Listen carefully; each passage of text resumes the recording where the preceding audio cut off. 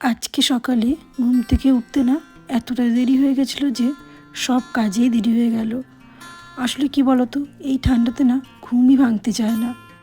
এদিকে আবার মায়েরও রান্না করতে করতে অনেকটা লেট হয়ে গেছে। আসলে শীতের রান্না তো, তাই এটা ওটা রান্না করতে করতে অনেকগুলো পদ হয়ে যায়। তাই গিয়ে মাকে একটু হেল্প করে দিলাম। নতুন আলু আর ফুলকপি দিয়ে না কই মাছ খেতে আমার দারুণ লাগে।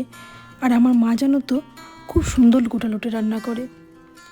গোটা লোটে অনেকে অনেক রকমভাবে রান্না করে, তবে আমার মা মাছগুলোকে খুব কড়া করে ভেজে রান্না করে।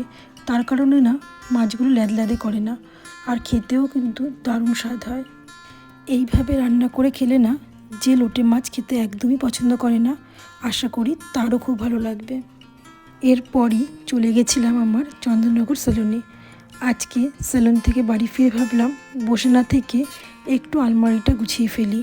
আলমারি গোছাতে গিয়ে জানো তো অনেক ছোটোবেলায় আমার তৈরি করা কিছু জিনিস খুঁজে পাই, দেখে না মনটা ভরে গেল।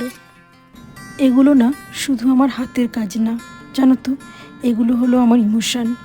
তখন না আমার কলেজে ফার্স্ট ইয়ার, তখন সবে এই কাঁথা স্টিচ করা চুড়িদারটা উঠেছিল। আমারও সব মন চাইছিল সবার মতো একটা ওরকম চুড়িদার কিনি, কিন্তু তখন কিনতে পারিনি। তাই নিজেই হাতে এঁকে চুড়িদারগুলো বানিয়েছিলাম। আর মজার ব্যাপার কি জানো তো, চুড়িদারগুলো না আমি কেটেছিলাম মায়ের সবজি কাটার বটি দিয়ে।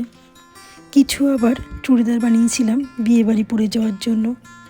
সেই চুড়িদারগুলো কিন্তু চুটিয়ে পরেও ছিলাম। জানো তো, তোমাদের সাথে গল্প করতে করতে না আমার চোখের কোণে কখন যেন অজান্তেই জল চলে এলো।